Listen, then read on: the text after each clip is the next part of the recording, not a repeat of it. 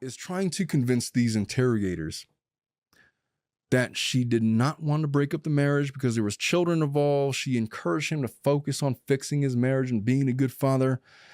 And then there's some people that have claimed that, oh, she's trying to be a martyr and all of this. Mm-hmm. She's trying to just make herself look at like the good person. Her activity the days of the murder, the day before the murder, on that very infamous date that they had at the Lazy Dog restaurant, where they were both was like, you know what, screw it, we're not hiding this anymore. And then Christopher pays for their meal on the joint statement family credit card or whatever. And that had the interrogators had the opportunity to question her without her dad present, and had they not shut down the interviews, oh, she would have cracked. She was starting to crack. Whatever you might be going through and wherever you might be, this is Omar Serrano with the Tilted Lawyer Podcast. I'm here to take your mind off of things. Yes, I'm an attorney. No, I'm not giving you legal advice. We're going to sit and talk like people, as these are the candid thoughts of one practicing attorney, and it's after hours. So have a seat.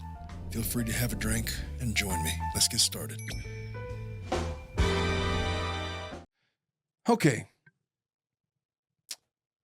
So Nicole had suggested that she had said to Christopher, let's just take things slow. Let's keep our separate lives. You're just getting out of a marriage. You don't even know what it's like to be single and just worrying about yourself. Why don't we just take it slow? At some point, she admits to the interrogators that she made a mistake by getting involved with him before he was completely separated by his wife. Again, she's trying to be like the good person, whatever. Mother Teresa, Betty Crocker. She says that she encouraged him to take time to develop his own identity and embrace the beauty of being single, which I have no recollection of. I don't even remember what it was like to be single. I've been married for so long. I haven't been married that long, but it's like the thought of like the single life versus like what I have now. It's like, I can't, man. I got to get to bed. It's like 10 o'clock. I used to stay up to like 3 in the morning. And it would be like, I was just like such a night owl, but now I'm like a dad, and like sleep is so precious. Like I cut that shit off like at 11. Like I can't, like my wife goes to sleep before I do, but I'm usually in bed like by midnight, and that was never a thing. Like that's late. When you texted last night, I was already out. Like, are we gonna record tomorrow? I'm like, I saw it this morning at 6 a.m. I'm like, oh. I just assumed, like, oh, I'm text her anyway. I'm up. Yeah, I know. By 8:30, 9 p.m., I'm out. But it's the same thing. I mean, in law school, I used to like operate off. Yeah. I mean, it was constant. I'm on always 2 hours, 3 hours of sleep. It was like the whole thing. I'll sleep when I'm dead. But you can't do that when you're older. So, or have kids. I got to get at least 4 or 5 hours, man. I got to get at least. Yeah, when you have kids, there's no sleeping in with children. There's none. There was none. I haven't slept in years. It's just a thing. But let us continue. Let's talk about how Nicole Kessinger was looking at wedding dresses. Oh. Ladies. Where are we going? Oh. Mom, I know that at one point you were probably infatuated with John Travolta because of Grease. Oh, I love that movie. Would you have been looking up wedding dresses for John Travolta? Or not John Travolta, who was the other one? Who was the guy in Kirk Douglas's son? Michael Douglas? Oh, that's way back in the day. Way back in the day. I know about Michael Douglas because of my dad. So I know that you had a crush on him. It's so funny because I remember a friend in high school, and she had mentioned in regards to your dad, Omar looks exactly like Michael Douglas. That's the story I'm thinking of. Yes, and I'm like, I don't see the resemblance. That's the story that I'm remembering. Yes. That's the story. Okay, well, never mind. Okay, whoever your high school crush was, yeah. At what point do you start researching wedding dresses?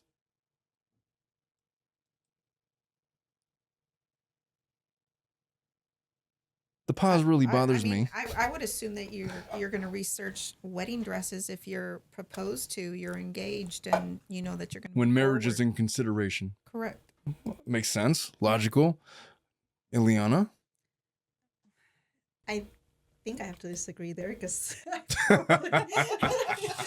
I mean, me just liking fashion and just I remember like not being with anybody and just Pinterest pops up Pinterest. a wedding dress and I just go into like a rabbit hole of just looking at different wedding dresses. Oh, this is pretty. Oh, this is pretty.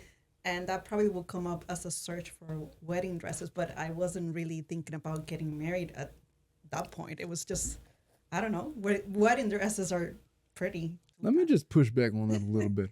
When I married my wife, obviously, but before we were married, there were conversations that were had.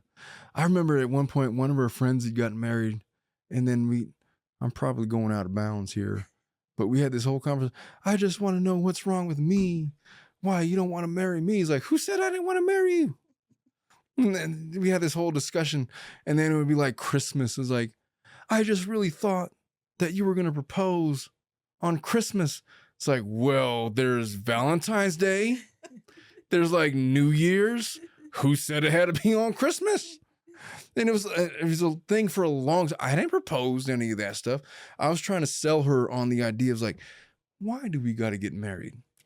Marriage is just a business contract. Okay, so we do that. Why don't we just like be boyfriend and girlfriend forever? Well, that worked well for you. I know, I'm all married and stuff. Well, that story, I was told a story, but I did come back with, well, for being, I mean, if something happens to you, I want to be able to make the decisions. I can write a in will. the hospital. If we have children, I want them to have the same last name. Just first, like if something happens to you for the property and all that, so that I can be secure and all that. I convince him. Oh, poor guy. See, attorney me is like thinking of all these responses to what you just said. Oh yeah, but he's not an attorney, so He was disarmed. Yes. It's like, we could stipulate to whatever you want. I know. Why do we got to go through the whole dissolution, marriage petition? Oh. And then when I bring that up, I was like, why does all men think like that? I was like, well, because, historically, I don't want to get into that. That's a different show. Okay, so she's Googling wedding dresses. Not only was she doing that, she was Googling about marrying a mistress. Will a man leave his wife to marry a mistress? These were her Google searches. Despite claiming that she wanted to maintain like a casual relationship. Nobody's casual at anything. I could count on both hands how many times I've ever Googled wedding tuxedos. 0. You're a man. I don't think I even Googled it when I was like getting married. Exactly. I think my brother was in charge of all of that, and he's gay. So it was his jam. It's like, hey, you be the best man. You be in charge of whatever you want. I want to be in charge of the fashion. Okay. I mean, just Googling wedding dresses, I don't think it's that weird. Now, if she would have gone to the store and tried them on, that's a different that level. Probably would have been like, That's oh, different. that's Definitely weird. But just Googling them, I don't. Hey, so how similar is it? Okay, you know that movie, what was it? The one with where like they're trying, not Anne Hathaway, the one where they're trying on wedding dresses and like they have like a diarrhea incident because of like food poisoning. What movie is that? Oh, yes. Something about the Bachelorette? Bachelorette party, something. What movie is that, Mom? Yes. Whenever you talk about trying on wedding, somebody in the comments I know was going to correct me. They do it all the time. Yes, it has a couple of comedians in it. You look- Oh, yeah. Megan, are you okay? Oh. I think my dress was probably just tight. Oh my God. You got food poisoning from that restaurant, didn't you? No, I had the same thing that she had, and I feel fine. Oh my. Okay. Oh no. What is happening? Nothing's happening. Oh my God. You know, I don't really care which dress we get. It doesn't matter to me. I just need to get off this white carpet. No, okay. No, not the bathroom. Everybody, go outside. In it, Oh yeah, it was one of the most hilarious scenes ever. They're trying on wedding dresses, and like she's all jealous of like the maid of honor because she wants to take them to France, in like this like $3,000 wedding dress from this Italian designer. It's like, oh, you look so beautiful, but no, I want to try on this other one. It's like a couple $100, and look, it's like all like loose and fitting. You could dance in it, you could spread your legs in it, and you whatever. Like, oh no, but I just think. And then she gave everybody food poisoning. Yes. It's not my big fat Greek wedding. It's not that one. It's not that one. I can remember. Somebody will correct me. Dominic will correct me. He's gonna put in a clip. It's one of my favorite scenes of all time. I watch it all the time on YouTube when I just need a laugh. I don't know, when I think of trying on wedding dresses, I remember trying on tuxedos. I hated it. I was like, oh, look, it fits. Let's go. That's every man probably. And then Chris is like, oh, no, but what about the shade of navy? Oh, I remember that. That was a fun day. The three of us. For you all. It was fun, like, once we got out of the trying on clothes aspect of it. Okay, let's go eat and drink now. Okay, so let us take a look at the timeline. August 4th of 2018. Nicole is shopping for wedding dresses online. She's pricing them. It's not just like conceptually, oh, what will my wedding dress look like? No, she's shopping them. The price information, all of this stuff. Just weeks after they started talking, so her cell phone data shows that she was looking at wedding dresses, not just like a haphazard search, for hours. She had it in her mind that Christopher Watts was a viable candidate for marriage. That's how I interpret that. August 9th, 5 days later, Shanann leaves on a business trip to Arizona. And this is the heartbreaking part of it for me, because like I read Shanann's text messages, and like, I swear to God, I want to like hug my wife. Because if my wife was ever feeling what Shanann was feeling, I would want to fix it. But that's protector man portion of me. Shanann is going through all of this, and she's like begging her best friend for advice. How do I fix this? I feel like our marriage is falling apart. But excuse me, but also Chris was no longer in love with Shanann. Well, no longer loved her.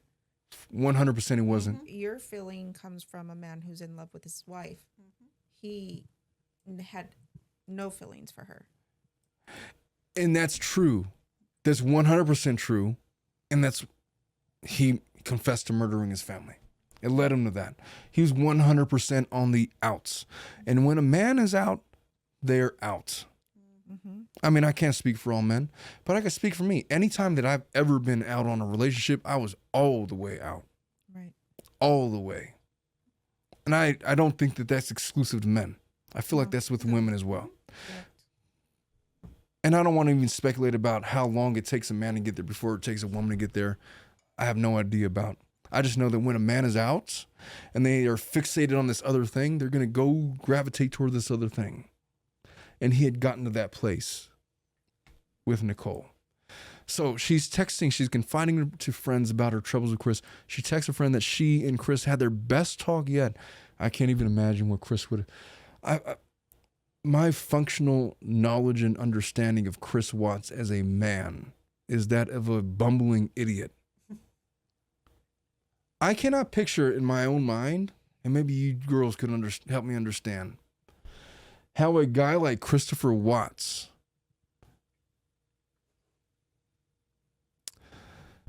could gain the attention of a person like Shanann or Nicole Kessinger on the strength of what he has to say. Because what he had to say, I have lots of theories about it, but one of them is that he was not like the leader. He was not a guy that was going to lead anybody out of a tornado, out of a hurricane. But I feel like certain types of women, such as Shanann, who was a strong-minded, goal-oriented go-getter, she attached herself to Christopher Watts, and it feels like they were so unequally yoked. Like, I feel like Shanann deserved somebody that at the very least had the same ambitions as her, so they could really be the power couple that she wanted to be. But Christopher Watts was just this guy that worked at an oil field. He's making about 50 grand a year. What was his motivation to make anything extra? Nothing, because he was complaining about how, like, oh, I make all this money, but we could not have to spend all of this. We could just like spend less and save more. Fine. But like in those statements, there's not really motivation to excel, to succeed, or like gain extra, whatever. He was set in like his salary and whatever. Shanann was trying to elevate themselves and whatever. It didn't work out. Nicole Kessinger comes off to me as a person similar to Shanann. Controlling leader, and a person that is able to lead a specific type of man, like Chris. I met many women like that in my life, in law school, in wherever, and it never worked out for them with me because I'm a different kind of man.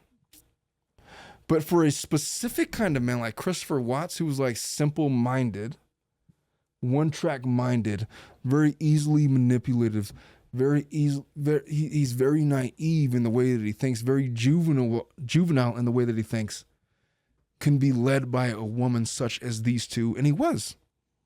Because for whatever you think about Shanann, his type 100% was ambitious, female, leader, strong, all of those qualities.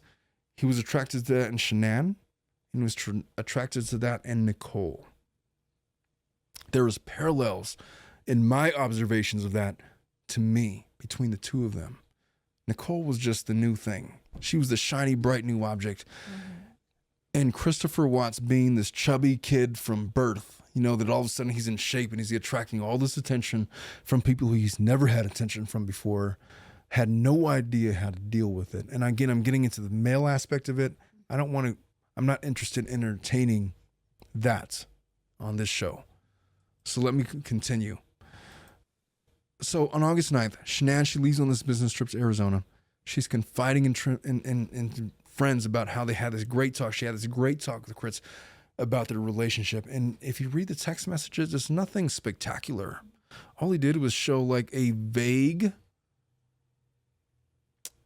cursory interest in preserving the marriage. That's all it took. It's like I'm sort of in, and then Shanann was all in, which is heartbreaking to me to process. But that was the scenario. And so August 11th, Chris had hired a babysitter. He went out with Kessinger while Shanann is away. He gets a babysitter, says that they're going to go to a baseball game with coworkers, but he's at the bar with Kessinger. August 13th is when Shanann returns from her business trip around 2 a.m. in the morning. Nicole Atkinson gives Shanann a ride to her home on the 2800 block of Saratoga Trail. And after she returns from the business trip, that's when everything happens. August 13th, 2018 is when Chris kills Shanann and their daughters, according to his confession. Whether or not you want to believe that Shanann is responsible for the murders, let me just spoil this for you. There is no direct evidence that is going to point to Shanann committing the murders. So if you want to believe that, you are 100% outside of what is factually known. So if you want to speculate that and that's your opinion, that's fine. Just know that it is not rooted in what is the actual evidence of what is known on the case. There was actually some person that was quoting or commenting on our show the last week that we did, our last show, suggesting that Shanann was involved in the murders. And then she felt the need to say, I am not Chris Watts' mom or something like that. Okay. which I never asked her, but I assume that she probably has gotten that a lot on other shows that she's commented on. But isn't there like video of the little kids walking when he's apparently putting the body On the there? surveillance, okay, so I've seen it myself, and you guys could, and we'll have a link down below to surveillance footage of the truck in the wee morning hours of August 13th. But it looks to me like there are shadows of little people. And according to Christopher Watts' confession, yeah, he took them in the car and they were driving to dispose of mom's body. And in the process of doing that, before he exited the car, he snuffed the lights out. He snuffed the lives out of both of them with his hands. He took a blanket and put it over her head, little Cece, and one hand over her throat, another hand over her mouth and her nose, and suffocated her while the 4-year-old watched, and then did the same to her, and then placed them in this oil tank with an opening of like 8 inches wide, shoved their bodies down in there. And then you read the discovery of how they were discovered. They had to drain the crude oil from the tanks, and they could observe Cece was found laying face down in the bottom of the oil tanker, her head facing due west, her body facing due south, and they pulled her out of there. Her sister was in the other tanker, face up.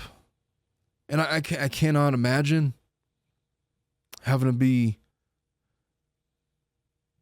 the officials that recovered the bodies of those little girls.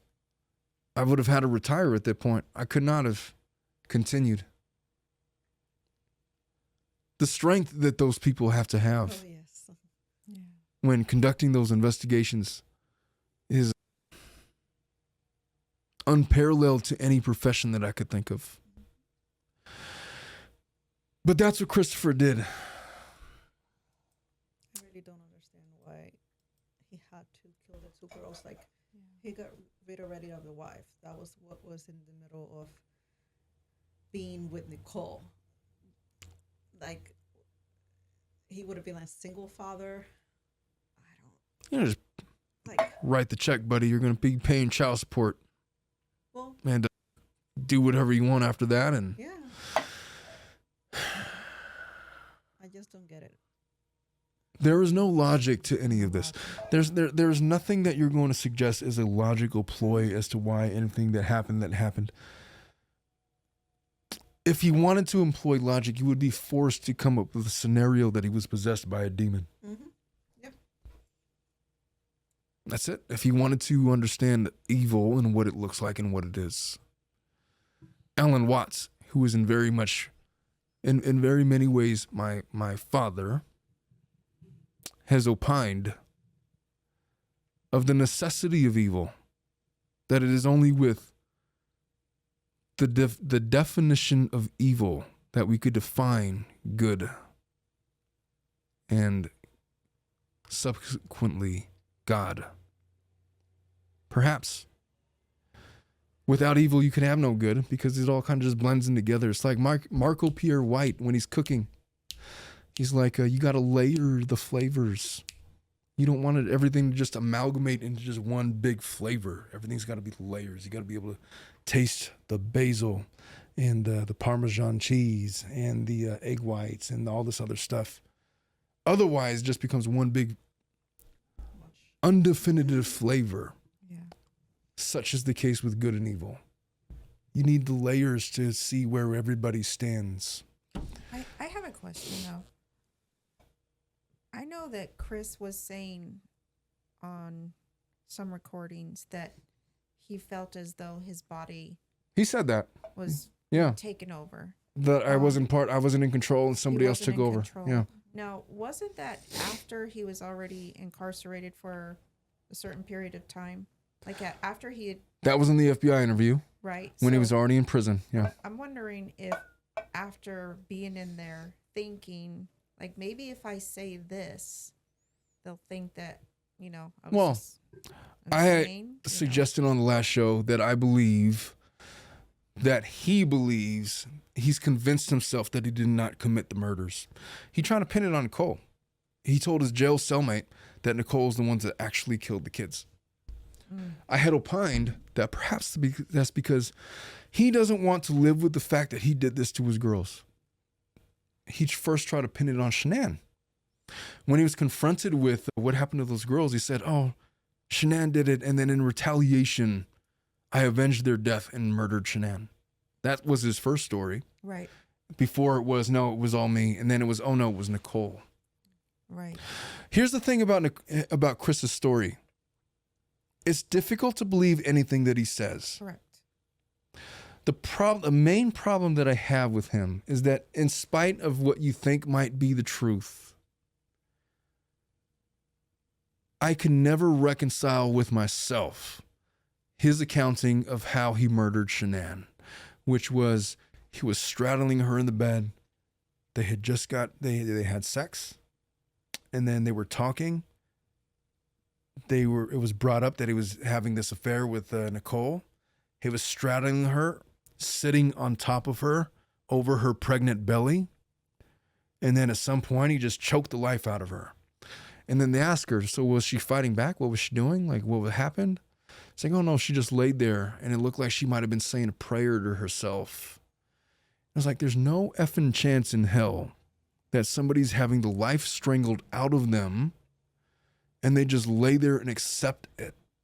There's no chance that there's not any defensive wounds, that she wasn't scratching or fighting back, unless he had her restrained in such a way, unless he choked her from the back where he was laying on top of her, her arms pinned down at her sides with his arm around her neck, or if she was perhaps like under the covers, like restrained by the covers where she couldn't fight back, and he was choking her life out of her that way.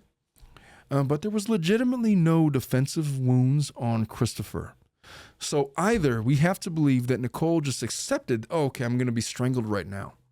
And I'm just, prayers to everybody, hope my girls are going to be okay, and just accepted it. The only way that makes sense is if she was restrained in some way. I'll tell you what, I don't believe that Chris would have needed Nicole's help in strangling her to death. It's not that difficult to restrain somebody, stripping them of movement of their limbs to do whatever you got to do. It's not that difficult given Chris's size and Shanann's size and their perceived strength or whatever. When I hear Chris say it, I genuinely believe that this was at his hands. I believe that he was the one that did this to his girls. Whether Nicole was involved in it, I don't think that she committed the murders. I just think she may have been involved in the planning. But let me continue before I get too far. It's been 1 hour 47 already. We might have to split this into a couple of episodes. We'll worry about that later. Okay, so Shanann, this is his account. Shanann had told Chris, you're never going to see the girls again. This is what he said after the revelation of his affair with Nicole. So then he strangles her to death. Bella, the 4-year-old, comes in and asks, so what's wrong with mom? Chris had wrapped Shanann in a blanket and said, oh, she's just sick. And it's in the wee early mornings of 4:30, 5 a.m. that he wraps her in a blanket, puts her in the back of her truck. He puts the 2 kids in the back seat and drives to the work site, his work site, the oil tankers. And then he smothers Celeste, the 3-year-old, in the back seat. And the way that he describes doing it, with his right arm across her throat, his left arm across her nose and her face. And that image, just me imagining it, will never escape me. How a human being could do that to a defenseless child like that. I could never understand it. And then we try to rationalize it. What is this? What is this? What is this? Is it is evil personified. If you wanted a definition, just look at this case. Yeah. Look at it. That's what it is. It's utter disregard for the brightness in those little girls' eyes, the life that they had inside of them. It is utter disregard for anything other than an objective to make human beings look terrifying, disgusting. And what more disgusting image of humanity could you have other than that? But I digress. Let's talk about the phone involvement. Nicole was on the phone with Chris in the early morning hours of August 14th of 2018 and was suspected of listening into the conversation between Chris and the detectives. How did it all come about? Let's talk about it. So there's this whole conversation that takes place about the wedding ring. So after the murders had been committed, Nicole talks about the wedding ring, about this discussion that was taking place. And Chris said, well, what do I do with the wedding ring? And then Nicole talks about, I was so put off by what he said. Is like, oh, maybe you should just pawn it or whatever. And she suggests Christopher wants to pawn Shanann's wedding ring. And then she says that Christopher said, I don't know, it's a really nice rock. I think that we should, I think that it's worth significantly more, whatever. They had this whole conversation. Nicole says to pawn it. This is the night after the murders had taken place. Oh my God. Nicole Kessinger was informed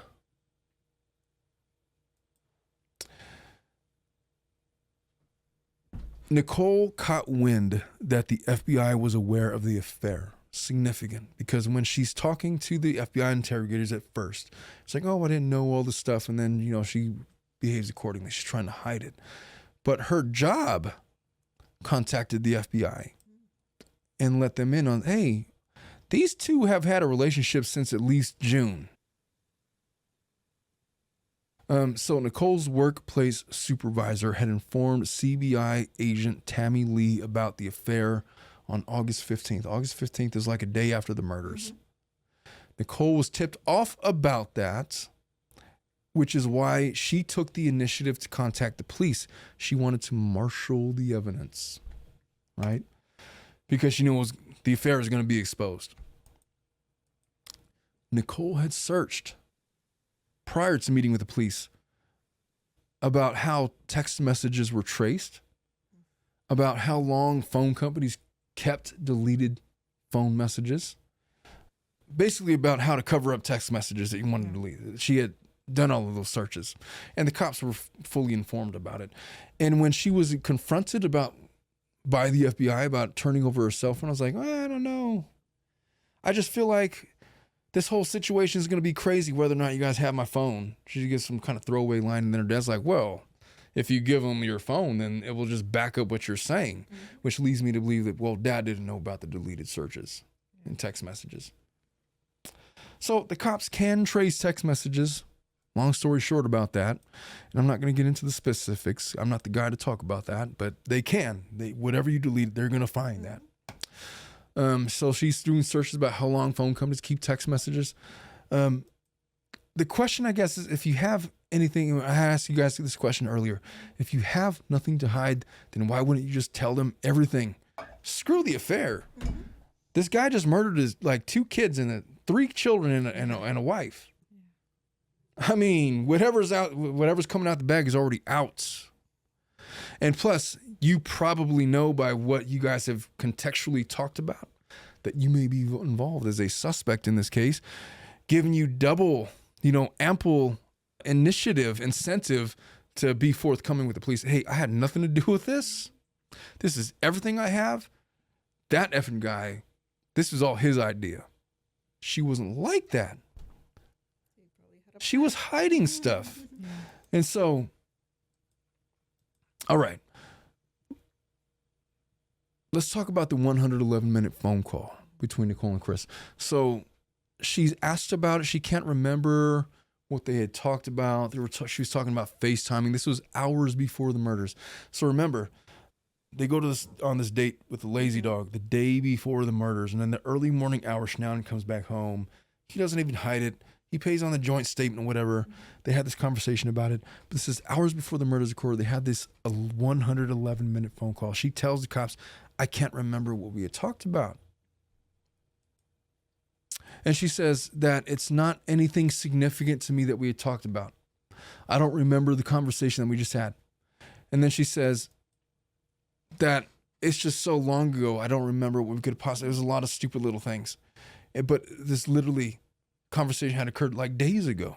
You know, I can remember 111 minute conversations that I had from 15 years ago. If it was that long, I remember what we talked about, you know? If you don't have that many long conversations. That's true, because maybe once or twice, maybe zero, you I've know? been known to talk to one of my best friends for 2 to 3 hours at a time, like at least. That is excessive. I got stuff to do, lady. It's like once a month. So I'm not going to remember. I probably remember the last conversation, maybe the one previous to that, but not every single one. Yeah, it's difficult. And so, what are they talking about? That conversation was probably really important that they had. 111 minutes. It was important enough that Nicole didn't want to clue the cops into what was said. Yeah. What are you talking about for 111 minutes? I don't talk to anybody for 111 minutes. My phone calls between myself and my wife are like seconds long. Hey, what time are you going to be home? Like in 12 minutes. Okay, bye. I don't want to talk to anybody on the phone for that long, honestly. But they were probably discussing, maybe, what was about to occur, the disposing of the bodies, what we were going to say to the cops when inevitably they come knocking. Is it possible? Now, I don't know that was the conversation. That's the speculation. What else were they talking about? How often did they have these 111-minute conversations? That was significant because it stood out because of the length of time. All of their other conversations were not that long, right? So Nicole Kessinger talks about her discomfort at the Watts house. She mentioned visiting the house twice in a very short period. She says she felt uncomfortable, not wanting to stay long, which is probably true for all the reasons that I suggested. It's like, oh, look, he has like this whole wife and children and he's happy with them. And maybe she was feeling like the mistress. I got to imagine being the mistress kind of sucks. Like you're the plan B. Like you're the discardable. Like Shanann had all of the equity. The house, the kids, with another one on the way. And you're just like the distraction, I'd imagine, is how she probably felt. Mm-hmm. Which is why she's probably trying to manipulate dumbass Chris into like, you need to choose me over the family. Otherwise, I'm cutting all this off. She's trying to validate herself. Yeah, 100%. Mm-hmm. Which could have been not an innocent intention, but it could have been a non-murderous intention. 100% it could have been. Mm-hmm. But it also could have formed or strengthened Christopher Watts' murder or motive to do what he did. Is my theory. So she talks about that. There's inconsistent statements about how she visited the house, about her feelings about it. She claims to have visited only once, but she later admitted that it was twice. She corrected herself after doing the initial interview. She had provided conflicting dates for her visits, raising doubts about her credibility. Here's the bombshell key to all of this. All right, because right now it's all been conjecture. You know, what does a mistress do in this situation? Let's talk about her alibi. Where was she on the night of the murders? Where was she immediately after the murders? What about all of that? Well, there is a significant gap in the discovery. In her phone activity on the morning of the murders, suggesting that she might have been involved. So the further analysis of her phone records is this. Over a month after the murders showed zero activity near the crime scene, Frederickville, Colorado or something like that. I forget the exact name. There's this one ping at 6:15 a.m. the day that the murders occurred where she was present. There is surveillance in Dominic. Link to this image, but there is an image of Nicole Kessinger, what appears to be the outline of her standing in front of the Watts home from their neighbor's surveillance camera. It's not clear. You're not going to see her face. You're not going to see any definable characteristics of Nicole Kessinger, but what you will see is the outline of what appears to be a woman. It appears to be a head with long hair. There appears to be breasts. It appears to be the curvature of a woman. She may or may not be carrying a small child as she stands there in the driveway. And it appears that she may have the outline of a purse. If you juxtapose the purse that she was wearing, that if she is indeed the one that's in that surveillance footage, it is the exact same shape of the purse that she was wearing, that she took with her to the interrogation with the FBI. I don't know how many different shapes of purses there are. I'm not the guy to comment on that. I imagine the purse is like squares. Is there any other shapes? Oh, yes. Okay. Many. I don't need to Too know. many. I don't want to know. Many. I'm just going to say that in the surveillance, it appears to be the same shape of purse as what she had when she went to the interrogation office with the FBI. That's all. That's all. It appears to be her in the surveillance. It appears to be At 6 a.m.? 6:15. At 6:15. After Chris would have already left. Chris was already gone and away, if that's true. He left the house around 5 a.m. that morning. And that's definitive. These are facts. These are facts. So whether or not that was actually Nicole Kessinger, I don't know. Was she carrying a child or not? That wouldn't make sense because Chris already had left the house. I don't know. And I'd imagine these are some of the same conversations that the FBI would have had with themselves. There's no chance that they weren't aware of the silhouette of a woman that may have resembled Nicole Kessinger. There's no chance that they hadn't gone through and processed that video footage to the 18th. There's no chance. So they knew all of this was in existence.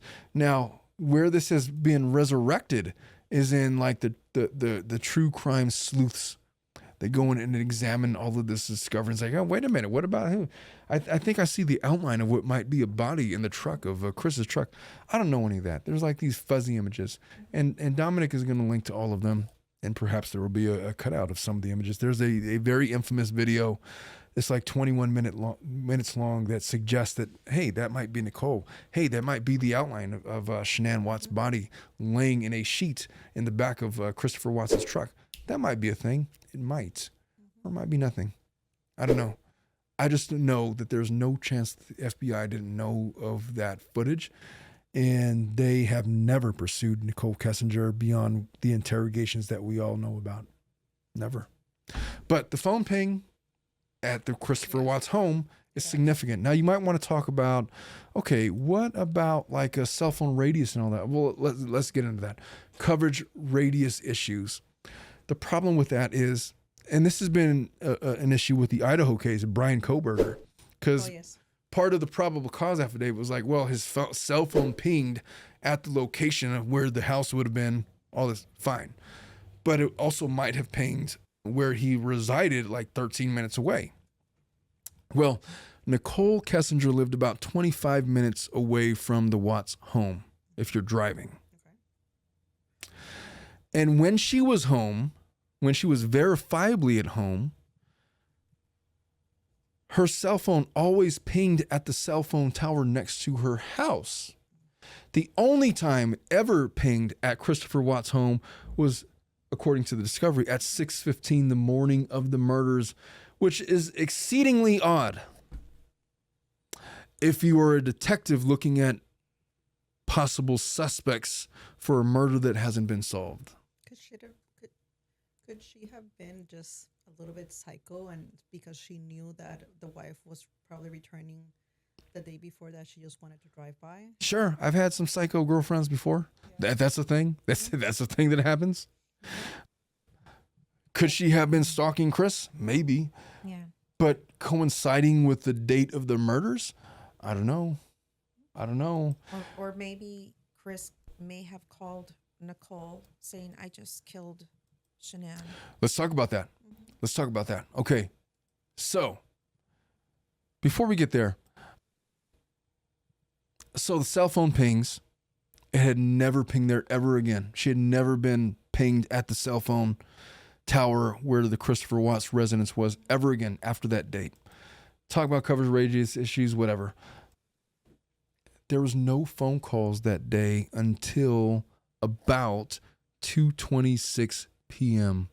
that afternoon when she was at work. Who did she call? Her normal phone activity, which is, I assume, the normal activity of anybody in 24, is she was on her phone making phone calls, at least one phone call per hour, every hour, checking text messages, checking whatever. Her phone activity was silent from the early morning hours of 6:15 a.m. from that cell phone ping until about 2:26. What does that mean? Well, if somebody wanted to avoid the accusation of their involvement because their cell phone was active at that time, they might just leave it at their house or just turn it off when they wouldn't normally, such as the Murdaugh case. Remember that case? Yes. That was a big thing. It's like, why does all of a sudden your cell phone just going inactive? That's not like you. You're like an attorney. You get like text messages every 10 minutes. So evidence of possibly trying to manipulate the cell phone to not pick up where she was at the time to suggest that she was involved in the participation of the murders. Perhaps. But she made a couple of phone calls. One of the phone calls was to her spiritual advisor that was known for sex magic practices. What does this mean? Maybe nothing. Maybe nothing. But let's talk about it. She placed a phone call to a 73-year-old gentleman named Robert of the Ordo Templi Ordinance. That was a sex cult known for sex magic that had a membership based on initiation practices, which is like, think of gang initiations. You want to be in this gang, you got to do this drive-by shooting. That was all the rage back in the early 90s. So some have opined that perhaps her membership into this sex cult was the sacrifice of Shanann. I don't subscribe to that. There's no evidence to suggest that. But there is this caveat to this whole thing about she was in contact right after the murders to this weird-ass guy that was a leader in this sex cult that had a membership based on initiations. Describe the initiations for me. I can't. Think of Eyes Wide Shut, that movie with Tom Cruise and Nicole Kidman. Mom, you watched that movie on your own. I don't need to talk about that movie. So later on that day, she goes and meets with this guy named Jim at her apartment. At 5:01 p.m., this is the day that the police have made contact with Christopher and they're investigating the disappearance of Shanann and the children. So at 5:01 p.m. that day, Nicole calls Chris twice and then she deletes the calls. At 5:30, Chris called her and then she deleted the call from her call log. Later on that night, at 11:09 p.m., the night of the murders, there was a 51-minute phone call between her and Chris. She deleted it immediately afterwards. At 12:09 a.m., the following day, Chris called her back and they spoke for like 31 minutes. What are they talking about?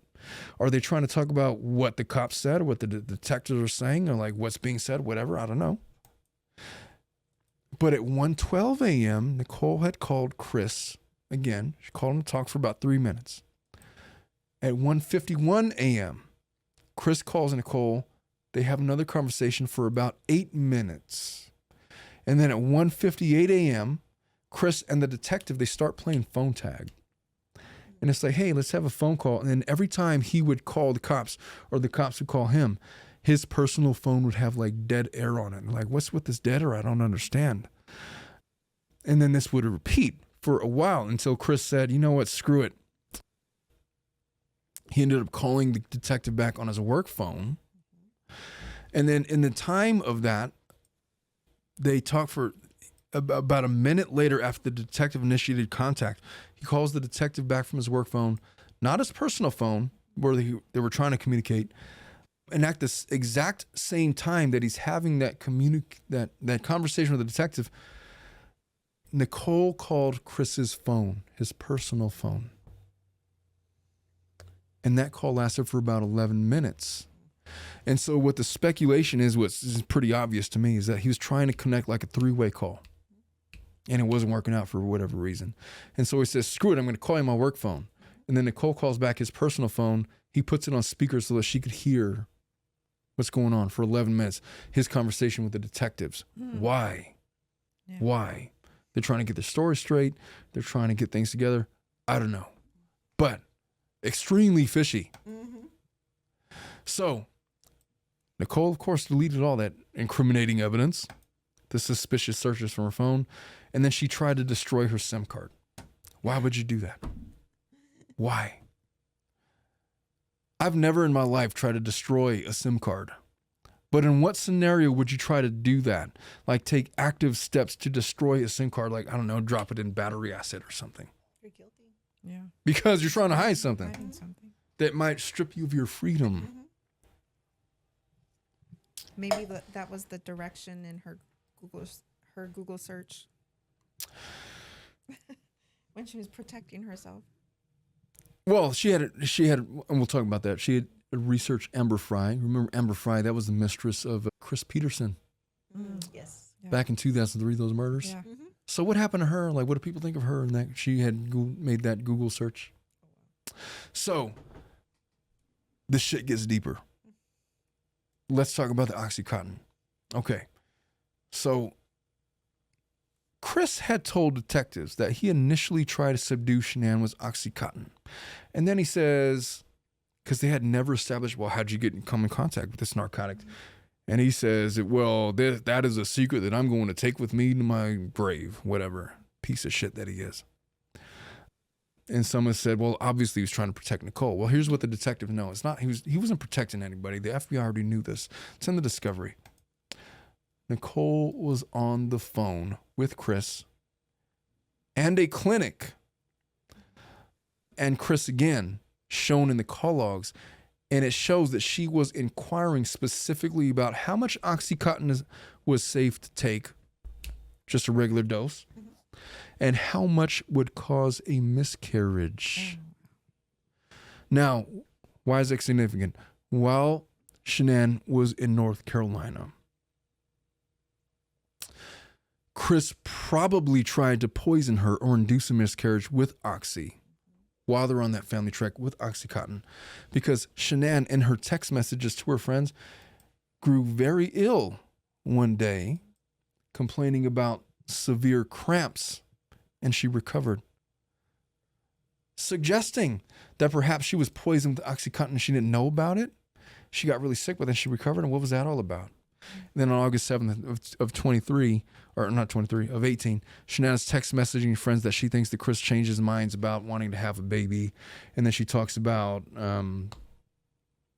wanting to cancel the gender reveal thing, you know, because Chris is not showing any interest whatsoever in this in this pregnancy at all. And you know, heartbreaking for her to just read the text messages about her emotional state of what she was going on, just asking for the bare minimum from Chris, and just getting, well, she was getting poisoned in the midst of all of that. It reminds me of that 2008 case from Utah about this little lady. I don't want to get sidetracked, but it's not like he's the first person to think of this, you know? So August 12th, 2023, we talk about the lazy dog date where he doesn't even try to hide the purchase. The next day, Shanann is murdered. Shanann had saw the bill. She knew what the score was at that point. At that point, at some point prior to her being murdered, they'd had a conversation, I no doubt believe, about there was another woman involved. So, Nicole's inconsistent statements, the red flags that were raised about her. Why? Because she had trouble remembering specifics about dates and conversations about Chris Watts. What did you guys talk about in the 111-minute phone call? What were you guys talking about the day of the murders? And she was talking about, like, it was suggested that, like, he had made some kind of offhanded statement about his perhaps participation in the murders of his family. And if I thought that he was doing that, I was going to cut off all communication, so I never texted him again. But she was, like, listening in on the phone call between her and the detectives. And so, what is it about?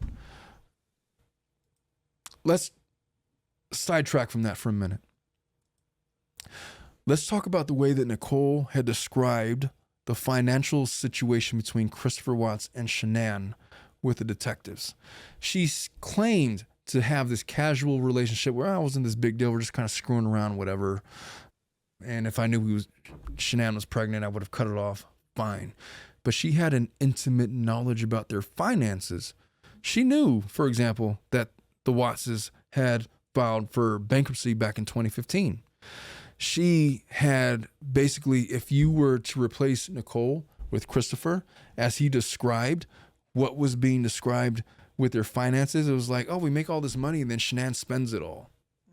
So basically saying that, Shanann is all about appearances and she wants to spend to pretend like we're rich, but we're really not. We're struggling. And they were having these financial issues. But then Nicole gets to the interrogators and she talks about Chris's frustrations about living paycheck to paycheck and Shanann's spending habits as if she's speaking for Chris, which leads me to believe that she was intimately involved with whatever was going on in their marriage and all the reasons why it was falling apart. And again, she mentioned, the bankruptcy and stuff. But aside from that, she had specifically mentioned the materialistic lifestyle of Shanann and how I wouldn't do that. I wouldn't move into a house that was like twice what I could afford. That is the shenanigans. Who would do such a thing? Basically speaking negatively about Shanann and, all of these things. So, and she talks about the image that Shanann wanted to portray that Chris was kind of trapped in, that he couldn't sustain on their combined $100,000 income back in 2018. And that house, granted, it was beautiful, but I am a big believer, as I talked about in the last show, of, hey, you fake it until you make it. And then, you buy stuff with the hopes and the expectations that you're going to earn enough and be able to succeed and eventually earn more. And she was not a paycheck to paycheck person. She's working in this MLM. Whatever you think about them, I know people that have been successful in it. Not very well. I don't know anybody that's been successful in it, but I know of those scenarios. People, hey mom, remember Mona V? I do. And frickin' Beachbody? And you guys all try to say, hey, no, sign up for Beachbody. We're going to be rich in like 5 years. It's like, get the F out of here. Your stupid ass workout. I do like their videos though. The videos are good. Yes. But they had this MLM structure that I know that my mom was a part of, along with my uncle, and they're like trying to sell me on the virtues of the Mona V. Was it like wine or something? And then it comes out a couple years later. Oh no, it was a big scam, obviously. But, and I don't know if Shanann Watts was involved in like a scamish MLM, but she was making money clearly from it. People have said that, oh, she had like $20,000 worth of product. That's not in the discovery. That's been speculation. She had all this product from this MLM, and she was like buying the stuff to like maintain, I guess, her car. I don't know anything of that. If that's out there, well, it is out there. That is one of the theories. I have no direct evidence to point to that, but she also might have been successfully selling it off and making money from it. She was earning at least $50,000 a year from that, and Chris was making about they were making about six figures. But they're having to afford their lifestyle in their house, and it was a really nice house.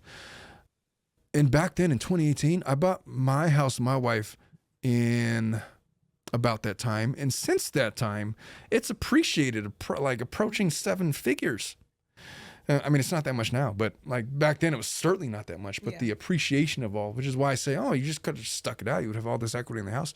Then you could have like bought, I'm not a financial advisor, but I'm just saying that there was an end game to what Shanann was plotting, and she was very optimistic and ambitious. And Christopher was very much, not that way, blue collar type.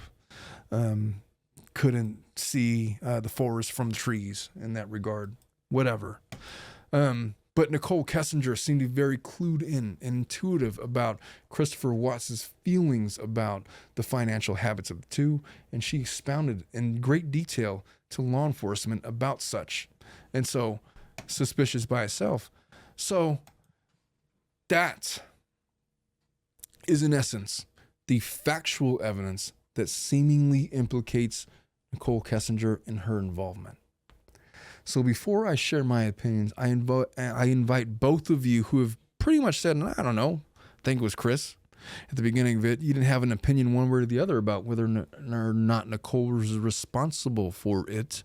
But what say you now, as we've been talking for about 2 hours about this stuff? I don't know. I'm still not convinced that she had like participation in actually murdering the wife or the kids, but I think she knew some of the things that were happening, and maybe she motivated him to get to do what he did. Mm-hmm. But I'm not completely convinced that she actually Was involved. Yeah. Yeah. What do you think, Mom? I don't feel that she was involved in the actual murder. I feel that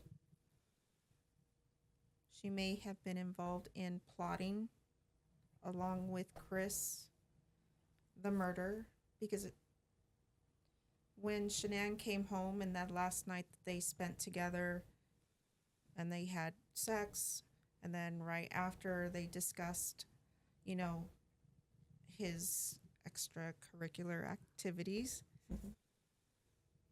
it was all planned out, and that's what I feel.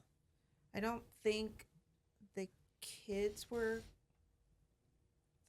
the murders of the kids were actually planned out, but Shanann, I feel, was, and then it kind of unfolded.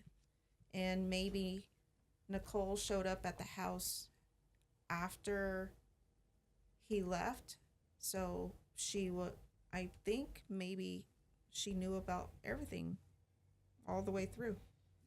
Well, if I put on my prosecutor's hat and I'm trying to figure out who's responsible, I got a full-blown confession from Christopher Watts that makes sense. And there's not any physical evidence that really points to anybody other than Chris. And honestly, the physical evidence really doesn't even point to Chris because, you know, I mean, he confessed. Had he not confessed, I mean, you would have had 3 dead bodies that they had recovered, and they would have opined that he was responsible circumstantially. But there's nothing like they had DNA evidence, or like they didn't even have defensive wounds, which I don't believe Chris's account of his confession where he says that Nicole just laid there while he strangled her. Yeah, I don't believe that. That makes no sense on any level. If you strangle a 3-year-old, they're going to defend themselves. It's just... Yeah, if you strangle somebody that wants to die, they're going to actively try and protect themselves. Protect themselves. That's natural. You're going to instinctively raise for your neck. And if you can't get to your neck, you're going to scratch at whatever's... I was a wrestler, and that's kind of what happens when you're getting choked out and you can't get your arm through. Like you do whatever you can to try to, you just want to breathe. It's like this, it's just this very animalistic instinct. You protect your throat. No chance that she didn't defend herself. No chance that she didn't fight back. I think that as a mother, I mean, her thoughts of like, you're killing me, and like immediately protect them children. I need to protect myself, my kids. I can't leave my children motherless. And we know that Shanann was very defensive minded with her children. Going back to the whole pistachio ice cream thing, where her children had this nut allergy. Right. Christopher Watts' mom had served them pistachio ice cream that could have potentially killed the children. Yeah. And then Shanann was like not letting it go. Like, no, I'm not going to just sweep this under the rug. You put my children in danger. Right. I'm going to stand up for my kids. She was not the person that was just going to lay down and sacrifice herself so that he could be with his mistress. There's no chance that happened. So I don't believe... Do you think there's a possibility that he may have drugged her? Yeah, I do. It's possible, although I haven't seen a toxicology result to confirm that she was probably subdued by way of narcotic. But that test, that toxicology test that would have confirmed it, does not exist. So then the question begs, why didn't they pursue that?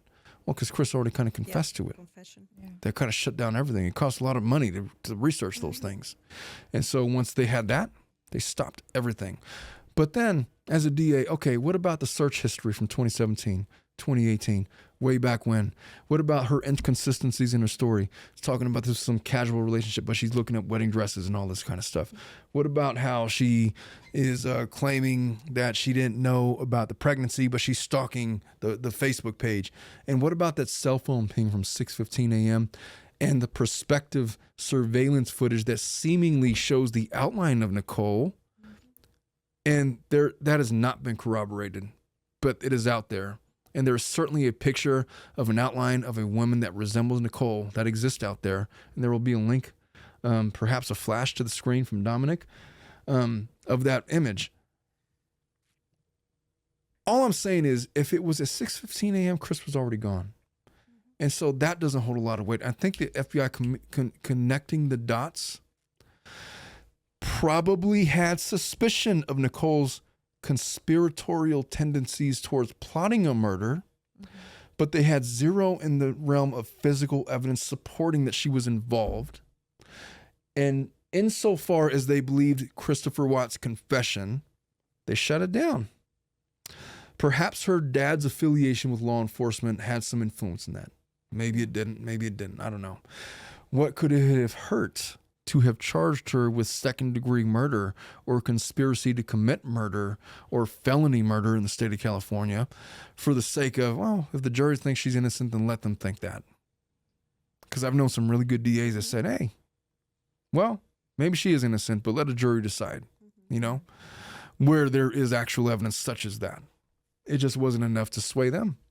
And that, I think, is people's frustration in the case. We didn't have the opportunity to examine these very real questions that we have. But I will caution people in a saying that, hey, there is dozens of ways to interpret any individual piece of evidence. Just because you have a cell phone search from 2017 doesn't mean that she was in a relationship and plotting a murder of Christopher Watts. Just because you have a singular cell phone ping from 6:15 doesn't physically implicate her in the murders of the girls. It may suggest knowledge that the girls were disappeared. It may have been, hey, this traumatic thing just happened. I need you to go to the house to check on something. Or maybe they had some kind of wayward conversation. I don't know. I don't know what's going on. But there's multiple ways to describe what had happened. If you ask me, if I was the district attorney in charge of this case, would I have filed charges? It really depends. Because if there was any political pushback whatsoever, I think I would have probably just left it alone because it wasn't going to go anywhere.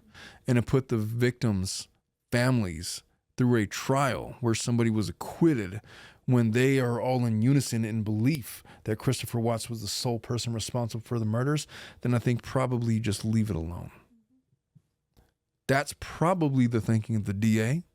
And that's why Nicole Kessinger, although she conceivably could have been charged with second-degree murder or felony murder or conspiracy to commit murder,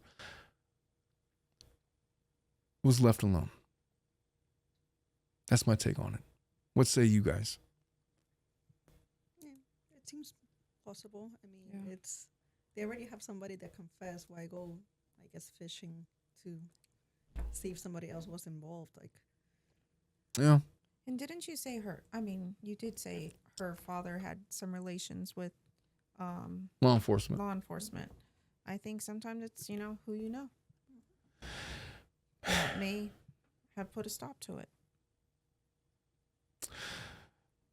Dominic, insert here the clip of Nicole Kessinger's evil cackling, like the Snow White Wicked Witch. She should count her lucky stars and her good fortune. There's no guarantee that absent some additional evidence that charges won't be brought up against her. That may be forthcoming, but it's going to take something more than what we have. What we have is a purely circumstantial case where reasonable doubt is rife. Any criminal defense attorney worth the salt is going to win this case. Yeah. If you put Nicole Kessinger on trial she's going to be acquitted because there's reasonable doubt abound. Because not everybody that is a mistress behaves rationally. Not everybody that's confronted with the prospect of being exposed behaves rationally. And I submit to you two that you guys have offered real opinions about how you would behave in such a scenario. But until you're actually in the scenario and feeling that pressure from law enforcement and from everybody else, you have no idea how you're going to react. Like Mike Tyson says, everybody has a plan until they get punched in the face. And there's not really many more truer statements than I could think of than that, because it sucks. It hurts. And then you see stars and it's like your face goes numb. It's like, what was that about? I don't want that to happen again. And then your behavior changes, start bobbing and weaving your head and footwork and all of that. Never mind. So for all of you that have tuned in to listen to the evidence against Nicole Kessinger, thank you so much for listening. If you're new to this channel, welcome. And I encourage you to join the family and hit the subscribe button, because you're going to want to tune in we got a lot of big plans coming up for these next coming shows.